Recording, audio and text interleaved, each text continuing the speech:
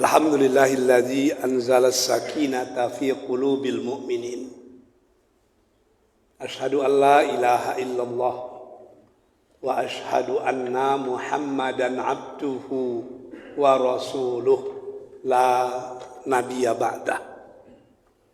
Allahumma shalli ala Muhammad wa ala ali Muhammad.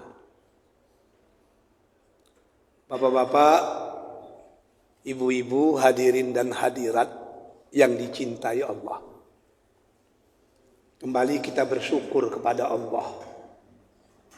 Siang yang berbahagia ini, Allah masih memberi kita nikmat hidup.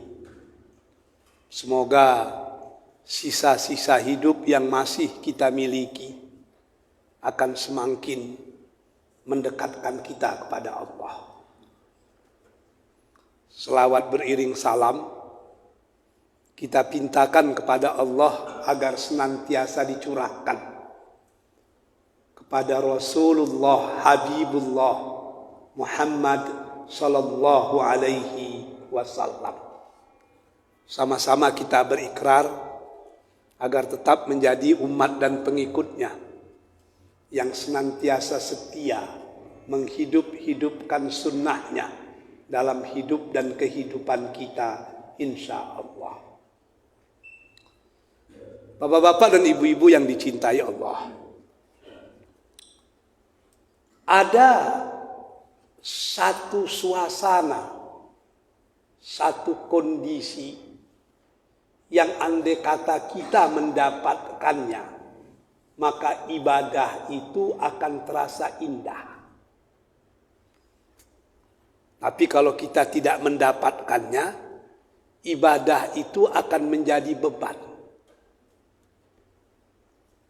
Suasana itu adalah khusyuk. Khususnya khusyuk dalam sholat. Setiap kita paling mudah menyebutkan kata-kata khusyuk dan merindukan bisa khusyuk.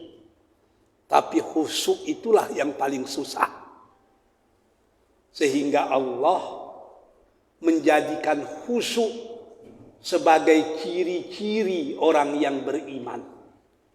Ini yang dikatakan Allah dalam Al-Quran. A'udzubillahi minasyaitonirrajim. Qad aflahal mu'minun allazina hum fi salatihim khashi'un. Beruntunglah orang yang beriman. Ciri yang pertamanya, mereka khusyuk dalam sholatnya. Khusyuk bukan syarat dan rukun sholat. Kalau khusyuk syarat dan rukun, mayoritas kita tidak sah sholatnya.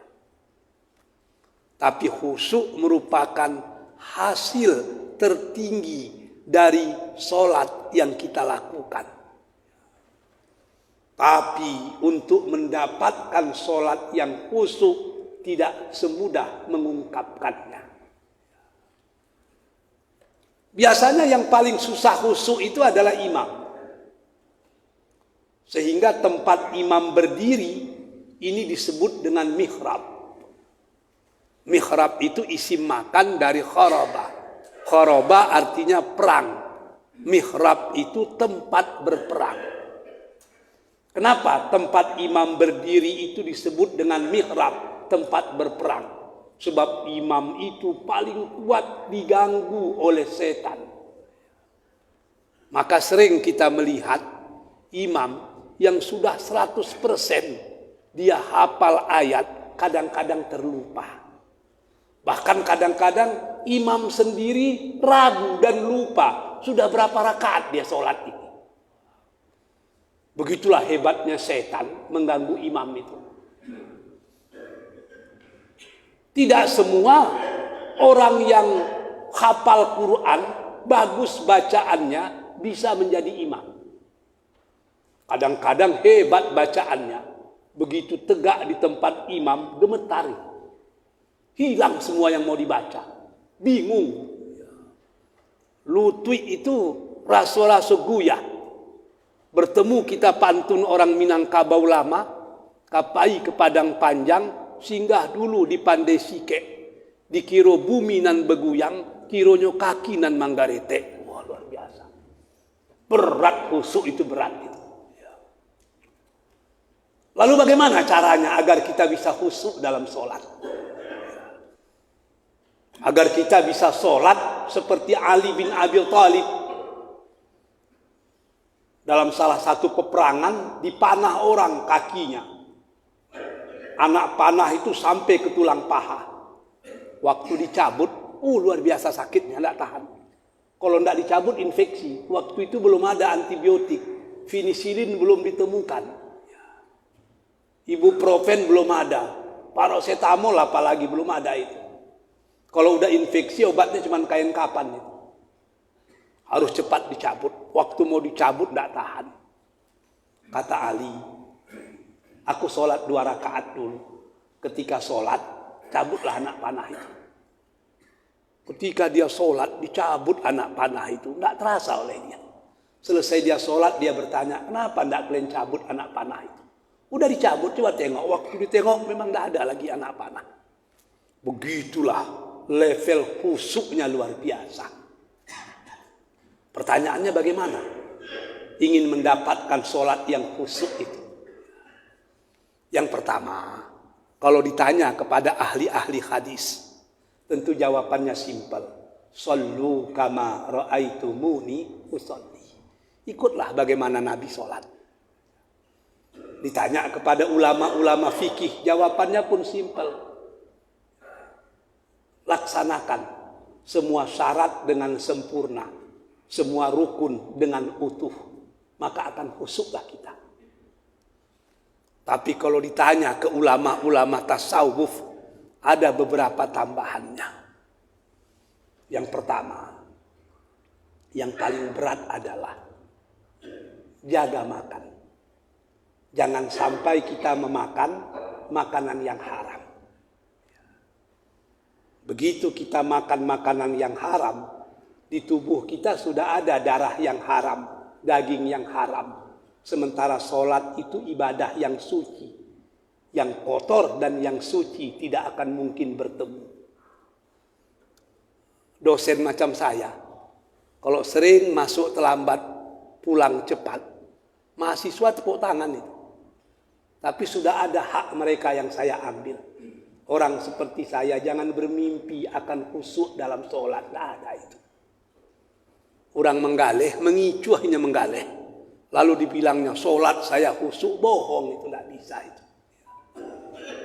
Kita yang masih sering bikin absen fiktif, SPJ palsu, jangan bermimpi lah mau khusyuk sholat, tidak ada itu. Sebab makanan mempengaruhi pemikiran, pemikiran mempengaruhi suasana hati. Kata orang Inggris, you are what you eat. Anda itu tergantung apa yang Anda makan. Makanya kita bisa tahu sifat asli tiap-tiap suku yang ada di Indonesia berdasarkan makanan kesukaan mereka. Tahu kita itu. Jemaah Masjid Ar-Rahman ini terdiri dari berbagai macam suku ini. Ada Bang Uco, orang Pariaman, suku Minang. Ada ketua Basnas kita orang Batak, ada orang Jawa, ada orang Melayu. Tiap-tiap suku itu punya makanan kelebihan, punya makanan kesukaan. Dan kita bisa tahu sifat dasarnya berdasarkan makanan yang dimakannya. Karena makanan itu mempengaruhi pemikiran. Contoh orang Batak. Apa makanan kesukaan orang Batak? Daun ubi tumbuk. Daun ubi ditumbuk halus-halus. Dikasih kincung, dikasih rimbang, dikasih santan, dimasukkan ke kuali, dihidupkan kompor, ditunggu sampai menggelegak. Udah menggelegak dibiarkan sebentar. Udah kira-kira masak, dimatikan kompor. Hangat-hangat kuku dimakan. Luar biasa enaknya itu. Sayangnya di Pekanbaru sudah tidak ada lagi daun ubi tumbuk. Yang banyak daun ubi blender. Sifat orang Batak itu persis seperti daun ubi tumbuk. Daun ubi tumbuk ini maaf cakap ini. Kalau dimakan malam, bagaimana bentuk masuk, Besok pagi begitulah bentuk keluar. Tidak ada proses lagi itu. Memang sudah hancur lebur. Begitulah sifat orang Batak. Apa yang di mulut, itulah yang di perut. Apa yang di luar, itulah yang di dalam. Orang Batak gentleman, tidak pandai berdendam.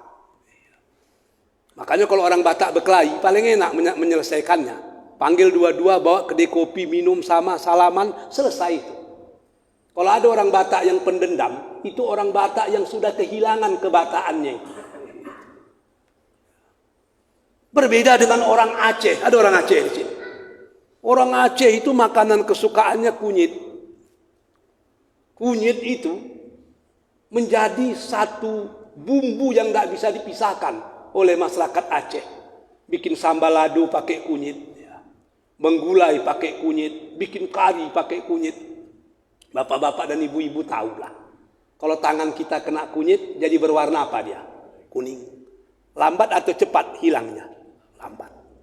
Orang Aceh pendendam macam kunyit. Orang Aceh itu baik-baik, tapi jangan tersinggung. Sekali dia tersinggung, seumur hidup dia lupa. Seumur hidup dia tidak lupa. Makanan mempengaruhi perilaku. Ada orang Minang di sini. Apa makanan kesukaan orang Minang? Randang. Randang itu intinya daging. Tapi daging seketek, maka ditambah jo kantang. Ditambah jo kacang. Kalau ambo di Padang Panjang dulu kadang ditambah jo ubi. Yang tidak boleh seketek apa? Bumbunya. Kalau kurang bumbu, tidak jadi randang. Intinya daging seketek, bumbu mesti banyak. Itulah sifat asli orang Minang. Kalau mengecek, intinya seketek, bumbu tidak tanggung banyaknya. Makanya kalau dun sana awak tiba ke rumah pagi-pagi, ba'a kabah, ba'a galeh, ba'a anak, ba'a kemenakan, ba'a kampuang, ba'a politik. Lah 30 mini berbumbu-bumbu, baru keluar intinan seketek. Apa itu? Tolong salangkan den piti. Mempengaruhi itu, mempengaruhi itu. Orang Melayu, ada orang Melayu di sini. Apa makanan kesukaan orang Melayu? Ulam. Dimanapun restoran Melayu, pasti ada ulam. Ulam itu sayur-sayuran yang tidak terlalu tua, tapi jangan terlalu muda. Kalau terlalu tua, tidak sanggup kita menggigit. Kalau terlalu muda, tidak ada rasanya. Sedang-sedang saja. Itulah sifat asli orang Melayu. Sedang-sedang saja. Kalau disuruh memimpin, tidak jadi itu. Tapi kalau orang luar daerah memimpin, itu ngamuk di belakang itu. Mempengaruhi. Orang Jawa, ada orang Jawa di sini. Apa makanan kesukaan orang Jawa? Gula. Apapun masakan Jawa, pasti ada gula. Gula itu apa rasanya? Manis. Itulah sifat asli orang Jawa. Pandai bermanis muka. Kalau dia tersinggung, semarah apapun dia tetap tersenyum. Pripun kabare Kang? Api waras pangestu. Tapi dia hati-hati. Makanya keris orang Minang di muka. Rencong orang Aceh di depan. Keris orang Melayu di depan. Keris orang Jawa di mana? Belakang. Kenapa di belakang? Kalau dia marah, kalau dia dendam, dipeluknya kita baik-baik, baru ditikamnya, tidak nampak. Jangan bikin masalah dengan orang Jawa. Orang Jawa itu baik. Tapi sekali tersinggung, panjang ceritanya. Kalau makanan yang halal yang kita makan, mempengaruhi pola hidup kita. Apalagi jika kita memakan yang haram. Wabillahi taufiq wal hidayah. Assalamualaikum warahmatullahi wabarakatuh.